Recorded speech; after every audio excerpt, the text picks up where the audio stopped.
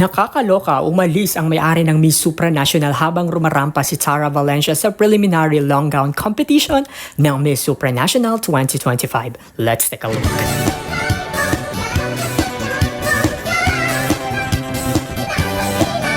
Mag-subscribe ka na!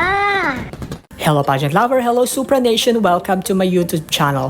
Isang usap-usapang pangyayari ang naging sentro ng diskusyon ng pageant fans matapos ang preliminary competition ng Miss Supranational 2025 na ginanap ngayon sa Poland. Habang rumarampa ang pambato ng Pilipinas na si Tara Valencia, napansin ng mga ilang audience members at netizens na biglang umalis ang president ng Miss Supranational Organization. Yes, siya mismo, isa sa mga kilalang mukha ng organization at ayon sa ilang ulat, isa rin siya sa preliminary judges ngayong taon. Katabi pa raw nito ang senior reigning Mr. and Miss Supranational, kaya mas naging kapansin-pansin ng biglang pag-alis nito. Dahil dito, maraming netizens ang nagtanong paano na ang scoring kung isa siya sa mga judges. Nakaboto na ba siya bago siya umalis? Nakascore na ba siya sa performance ni Tara o may hindi inaasahang emergency kaya siya lumabas?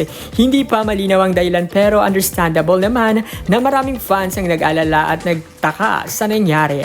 Alam nating bawat punto ay mahalaga lalo na sa mga ganitong kalaking competition. Kaya naman agad na ring naglabasan online ang mga reaction at komento ng mga netizens. Iba-ibang opinion, hula at mga insight patungkol sa insidenteng ito. Narito naman ang mga ilang nakakalokang komento ng mga netizens patungkol dito. Let's take a look and let's take a read. Sabi ni Mel Ashton, Tinuy Villones, baka nag-CR lang, huwag ka masyadong assuming. Sabi naman ni Lapspell, nasa orientation dapat ng judges na walang aalis ng upuan habang ongoing pa ang pag-present ng candidates. Bawal yan, dapat may break sila in between kaya yun lang ang time pwede sila umalis. Napaka-obvious naman na aalis siya while di pa tapos kaya may lutuan na nangyayari. Sabi ni Bella Mendocino, may napili na yan. Sabi ni Sebastian Feliz, feeling ko din. Sabi naman ni Huffy Giraffe 932, mukhang si Brazil na ang pinili. Kita mo, overhype yun, dami talagang threaten sa Philippines. Sabi ni Charlie, balik nang bahala kayo dyan, basta ako, ayaw kong umasa dyan kasi malakas pakiramdam ko, lutuan yan.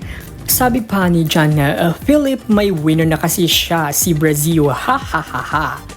Sabi ni Charlie, balik nang ulit, baka nga gagawin na rin Miss Supranational Asia si Philippines dyan.